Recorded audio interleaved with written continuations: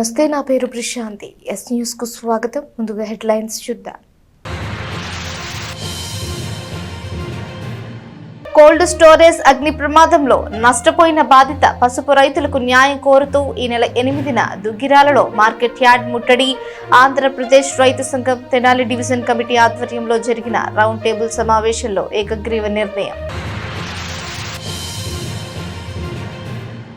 ఘన ద్రవ వ్యర్థాల నిర్వహణలో తెనాలి మున్సిపాలిటీకి గుర్తింపు, ఆయా సామర్థ్యాలను మరింతగా పెంచుకోవాలని భారత ప్రభుత్వ హౌసింగ్ అండ్ అర్బన్ అఫైర్స్ విభాగం డైరెక్టర్ షుర్బీ మాలిక్ బృందం సూచన. తెనాలిలో ఆయా పనుల తీరును పరిశీలించిన బృందం. శ్రీ మహాత్మా సేవాశాంతి ఆశ్రమానికి ₹1,00,000 విరాళం. వృద్ధుల నిత్యాన్నదాన పథకానికి దాత గుండపనేని రాధ వితరణ. దుగ్గిరాల శుభం మహేశ్వరి కోల్డ్ స్టోరేజ్ అగ్ని బాధిత పసుపు రైతులకు ఇచ్చిన హామీ ప్రకారం క్వింటాకు ₹7,000 పరిహారం ఇప్పించడంలో ప్రభుత్వ వైఫల్యాన్ని ఆంధ్రప్రదేశ్ రైతు సంఘం తెనాలి డివిజన్ కమిటీ ఆధ్వర్యంలో జరిగిన రౌండ్ టేబుల్ సమావేశం నిరసించింది. దశలవారీ ఆందోళనకు తీర్మానించింది.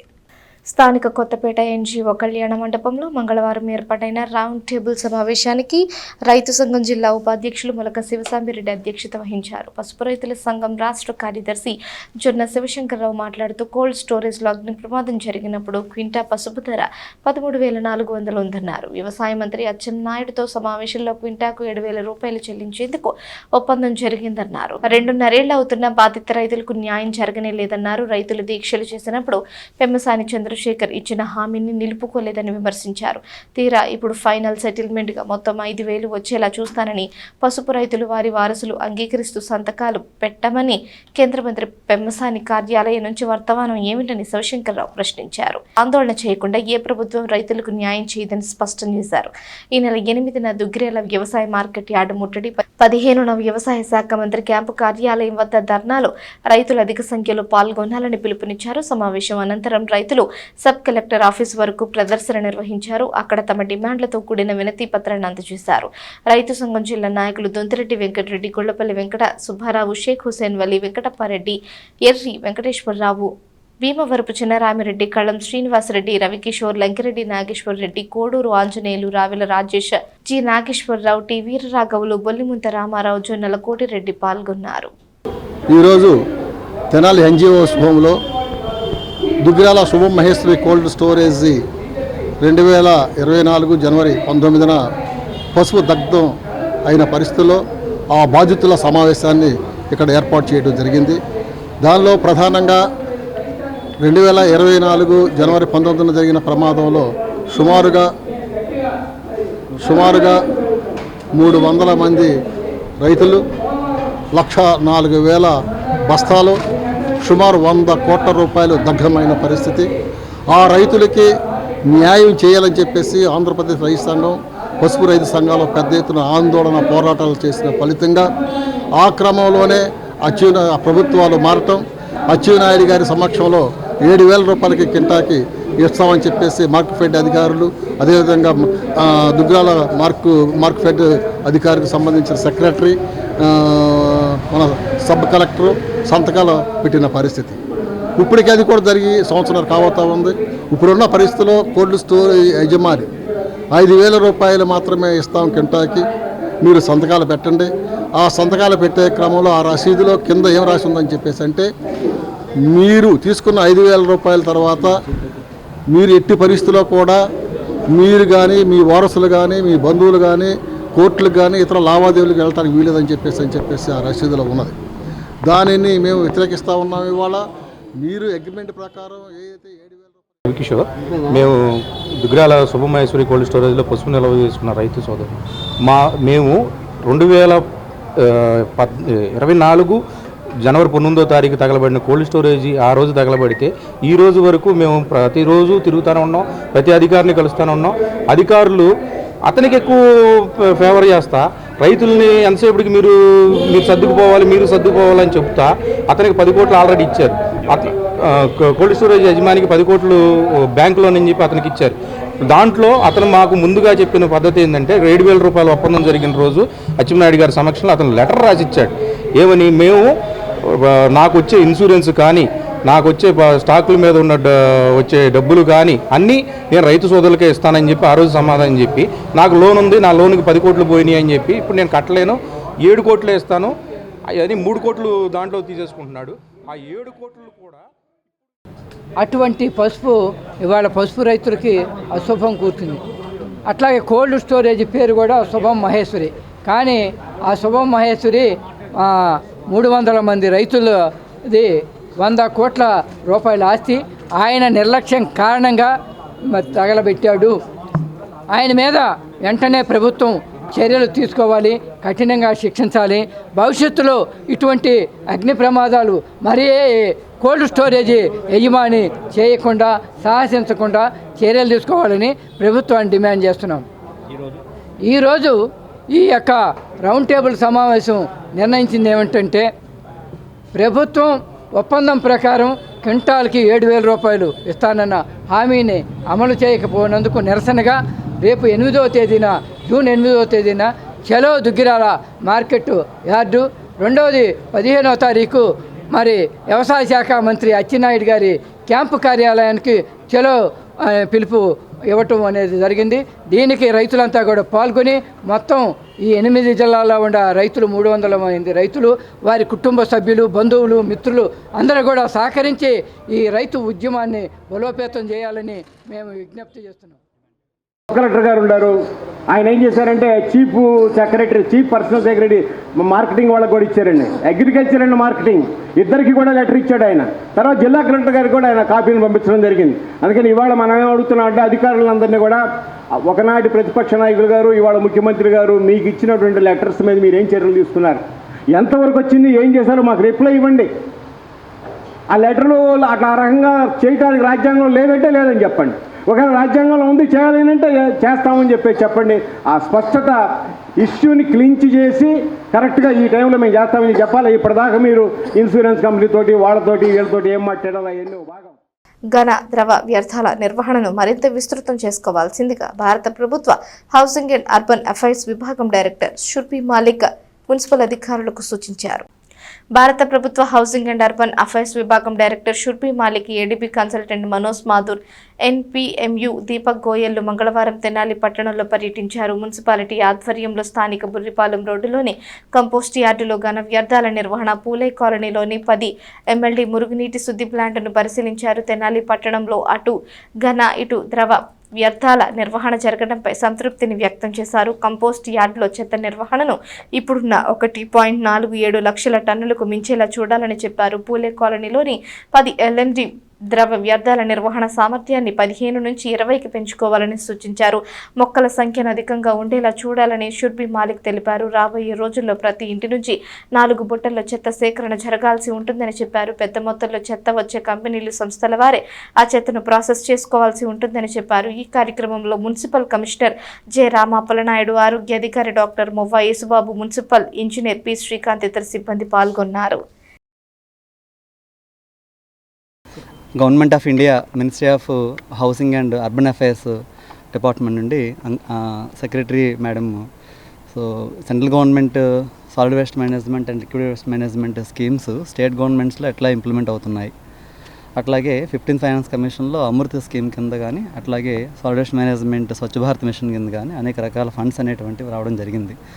తెనాలి మున్సిపాలిటీకి సంబంధించి అమృత 1.0లో భాగంగా మనకి 10 MLD కెపాసిటీ కలిగిన STP మనకు శాంక్షన్ అయింది. అట్లాగే స్వచ్ఛ భారత్ మిషన్ కింద మనకు ఉండేటువంటి 1.47 lakh metric tons of the legacy waste కూడా ట్రీట్మెంట్కి అమౌంట్ శాంక్షన్ అయింది. సో ఈ 2 వర్క్స్ కూడా ఎట్లా జరుగుతున్నాయి, దాంతోపాటుగా అనేక రకాల wet waste processing plants Tenali అర్బన్లో మంచిగా ఉన్నాయి. దాన్ని ఫీడ్బ్యాక్ కూడా తీసుకుని మన మున్సిపాలిటీ విజిట్ చేయడం జరిగింది. సో ఆఫ్టర్ దట్ ఆవిడ యొక్క మెయిన్ ఇన్స్ట్రక్షన్స్ కూడా ఈ ప్లాంట్స్ అనేటువంటివి కెపాసిటీ అనేటువంటి చాలా బాగుంది, వాటిని ఇంకా స్ట్రెంథెన్ చేసి ఇంకా ఎక్కువ కెపాసిటీకి ఇంక్రీజ్ చేయమని చెప్పున్నారు. ఆ రకంగా ఇప్పుడు 10 ton కెపాసిటీ ఉన్నటువంటి కోకోనట్ని 15 tons 20 tons కింద అట్లాగే windrow composting and vermi composting, home composting ఇవన్నీ కలిపి ఒక 25 టన్స్ వరకు వస్తుంది. దాన్ని 40 టన్స్ వరకు ఇంక్రీజ్ చేసి రాబోయే స్వచ్ఛ రూల్స్ 2026 ప్రకారంగా మనకి solid waste management rules April 1 నుండి దేశవ్యాప్తంగా మనకి 4 టైప్స్ ఆఫ్ బిన్స్ అనేటువంటివి ఇంప్లిమెంట్లు చేయాలి ప్రతి హౌస్ హోల్డ్ కూడా. అట్లాగే బల్క్ వే జనరేటర్స్ అయినటువంటి అంటే 50 kgs కంటే అబోవ్ ఆర్ 100 kgs కంటే అబోవ్ ఉన్నటువంటి వాళ్ళు ఎవరైతే ఉన్నారో వాళ్ళందరూ కూడా వాళ్ళ వేస్ట్ని వెట్ వేస్ట్ అంతా కూడా వాళ్ళు ప్రాసెస్ చేసుకోవాలి. ఇట్లాంటి రూల్స్ అన్నీ కూడా ఉన్నాయి. వాటిని ఐస్ యాక్టివిటీస్ ద్వారా ఇంక్రీజ్ చేయమని చెప్పి కూడా చెప్పడం జరిగింది. అట్లాగే ఎస్టీపీ సంబంధించి ఇక్కడ ఎట్లా ట్రీట్ అవుతుంది, ఎంత వాటర్ వస్తుంది, అట్లాగే ట్రీటెడ్ వాటర్ యొక్క పరిస్థితి ఏంటి చూడడం జరిగింది.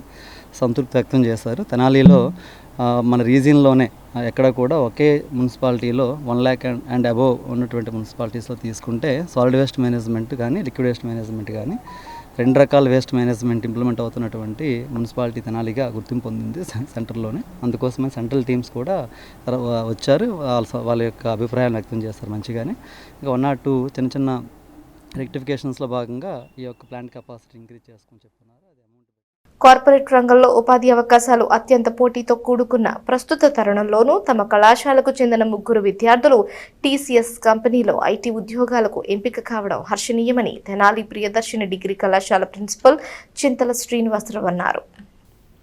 ప్రముఖ ఐటీ కంపెనీకి టీసీఎస్ నిర్వహించిన ప్రాంగణ ఎంపికల్లో స్థానిక బుర్రిపాలెం రోడ్లోని ప్రియదర్శిని డిగ్రీ కళాశాలకు చెందిన కె పూజిత, మొహమ్మద్ ఆఫీస్ సుల్తానా, ఎస్ సుప్రియలు ఉద్యోగాలకు ఎంపికయ్యారు. మంగళవారం కాలేజీలో ఆ విద్యార్థుల అభినందన సభను నిర్వహించారు. నాణ్యమైన విద్యా ప్రమాణాలు, ప్రత్యేక శిక్షణ, సాంకేతిక నైపుణ్యాలపై ఇచ్చిన శిక్షణతోనే ఉద్యోగాలకు ఎంపికైనట్టు తెలిపారు.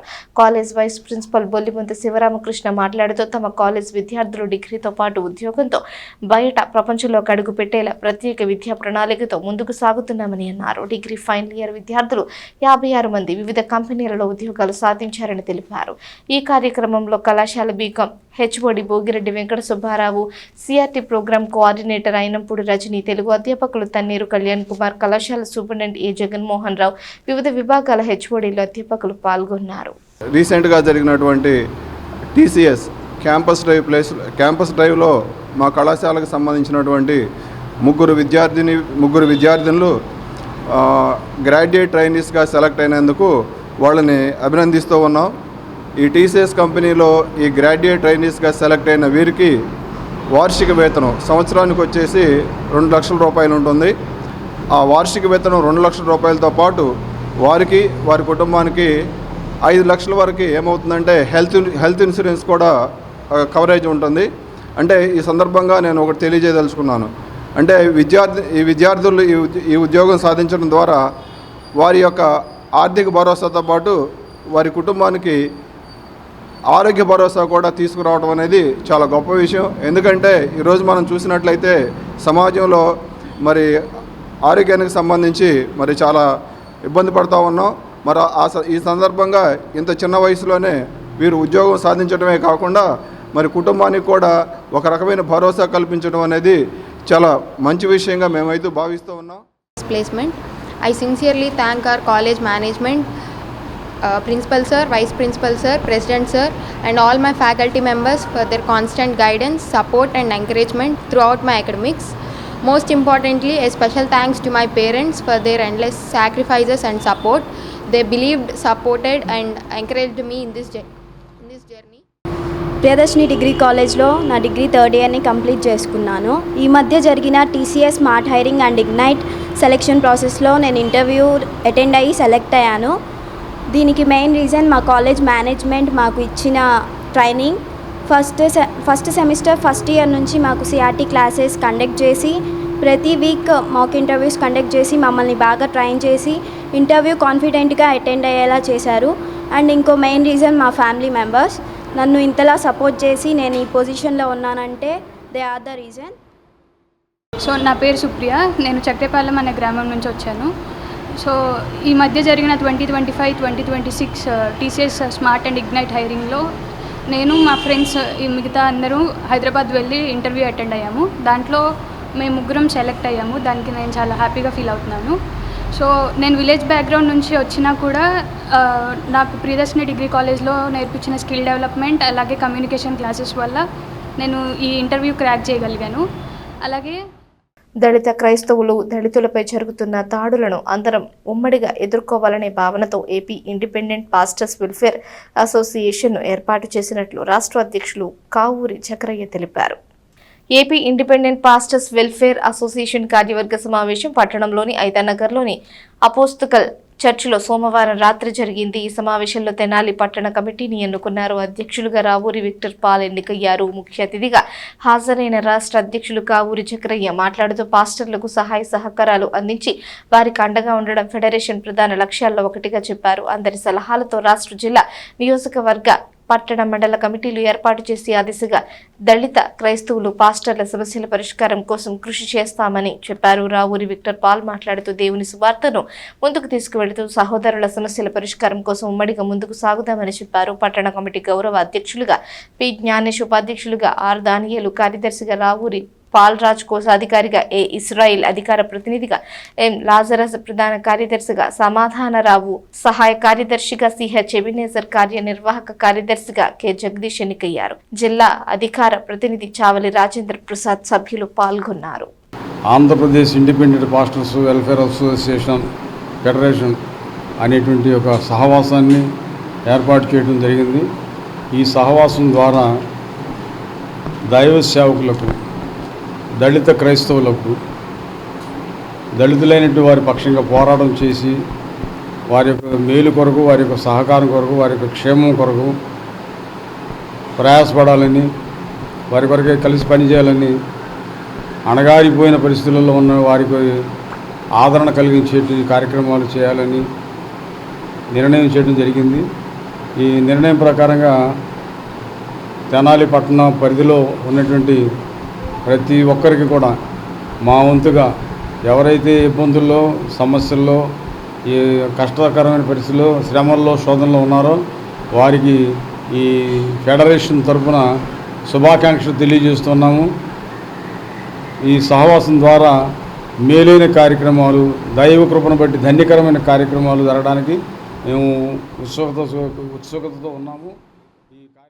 ఆ దేవుని యొక్క సేవకులు దళిత క్రైస్తవులు పడేటువంటి ఇబ్బందుల నిమిత్తమై ఎంతో కొంత మా వంతు వారిని బలపరచడానికి గాను ఆ సమస్యలని తీర్చి అధికారుల దృష్టికి తీసుకువెళ్ళే దానికోసం పెట్టడమే తప్ప మరొకటి కాదు. ఈ విషయంలో మేము కోరుతా ఉన్నాం.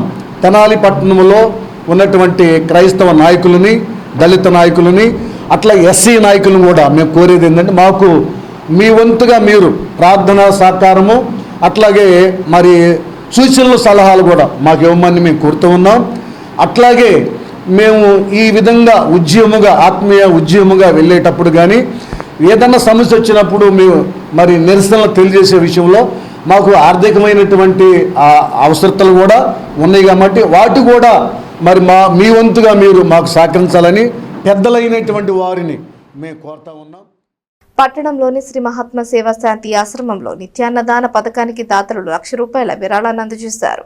ఆధ్యాత్మిక చింతన పరులు వాసిరెడ్డి గణపతిరావు ప్రోత్సాహంతో గుండపనేని రాధ పట్టణ బురిపాలెం రోడ్డులోని శ్రీ మహాత్మ సేవా శాంతి ఆశ్రమానికి ₹1,00,000 విరాళంగా అందజేశారు. ఆశ్రమంలో వృద్ధులకు నిత్యాన్నదానం చేస్తున్న కార్యక్రమానికి వినియోగించాలని కోరారు. ఆశ్రమ నిర్వాహకుడు వజ్రాల రామలింగాచారి దాతలకు ధన్యవాదాలు తెలియజేశారు. మా అమ్మమ్మ గారు కాకుమాన పుష్పాదేవి గారి వర్ధంతి. ఆమె 2004లో కాలం చేశారు. మహా సంగీత విద్వాంసరాలు.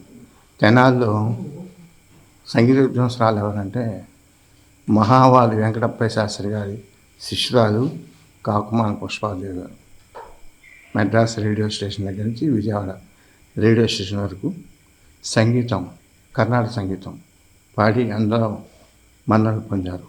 ఆమె గాన విశారద అని బిరుదు కూడా పొందారు. కొత్త రఘురామ్ గారు వారిని సన్మానం చేశారు. నేను ఉండగానే దీనికి శాశ్వతం కనీసం ₹25,00,000 ఫిక్స్డ్ డిపాజిట్ చేస్తే వచ్చే బోర్డు వాళ్ళు చక్కగా నిర్వర్తించడానికి వీలవుతుంది. నేను స్థాపించాను కాబట్టి ఏదో పట్టుదల చేసుకొస్తున్నాను. ఆశ్రమం దూరం అయిన తర్వాత కొంచెం ఇబ్బంది జరుగుతుంది. దీన్ని దృష్టిలో పెట్టిన దాతలు ఎవరైనా సాయం చేస్తారని స్వామివారికి, గాంధీ మహాత్ముడికి, కస్తూరమాతకి వినించుకుంటే ఇవాళ వెంటనే వాళ్ళు శాశ్వత నిత్యాన్నదాన పథకానికని ₹1,00,000 ఇచ్చారు. గుండపనేని వారు దీనిలో లేదు. అంటే ఎందుకు చెప్తున్నానంటే భగవంతుడికి నిజంగా మన ఆవేదన తెలియజేయాలి. తప్పనిసరిగా కరుణిస్తాడు. ఈ దాతలు కూడా తమ వంతు సాయం చేసి శాశ్వత నిత్యాన్నదాన పథకం కింద ఫిక్స్డ్ డిపాజిట్ చేసి దీన్ని చేస్తాము. ప్రతి సంవత్సరం కూడా వచ్చే వడ్డీని దీన్ని వినియోగిస్తాము. అదేవిధంగా వారు కోరిన 2-3 రోజులు వారి పేరుతో పూజలు చేయటము, తర్వాత భోజనాలు పెట్టడము జరుగుతుంది. వారు ఎవరి పేరుతో చేయమంటే వారి పేరుతో చేస్తుంది. ఇది కూడా ఏంటంటే శాశ్వతంగా బ్రహ్మంగారి మఠంలో జరుగుతుంటుంది. అదేవిధంగా తెనాల్లో కూడా జరుగుతుంది. వీరబ్రహ్మణ్య స్వామి యొక్క అనుగ్రహం కూడా ఈ ఆశ్రమానికి బాగా ఉన్నదని, ఎందుకంటే ఆయన ఒక సందర్భంలో ఆలోచిస్తూనే నాయన. ప్రజలు తమకు సంబంధించిన శుభకార్యాలు, వర్ధంతుల రోజుల్లో పేదలకు సేవా కార్యక్రమాలను చేపట్టడం మంచి సాంప్రదాయం కాగలదని శ్రీ శివలింగేశ్వర భక్త బృంద సేవా సమితి అధ్యక్షుడు కుర్రా శ్రీను అన్నారు. పట్టణానికి చెందిన షేక్ కాసింబి 6వ వర్ధంతి సందర్భంగా ఆమె కుమారుడు షేక్ మాలిక్ కుటుంబ సభ్యుల సహకారంతో మంగళవారం స్థానిక రైల్వే స్టేషన్ వద్ద పేదలు, వృద్ధులు, నిరాశ్రయులకు అన్నదానం చేశారు. శ్రీ శివలింగేశ్వర భక్త బృంద సేవా సమితి అన్నదాన కేంద్రంలో ఈ సేవా కార్యక్రమాన్ని జరిపారు.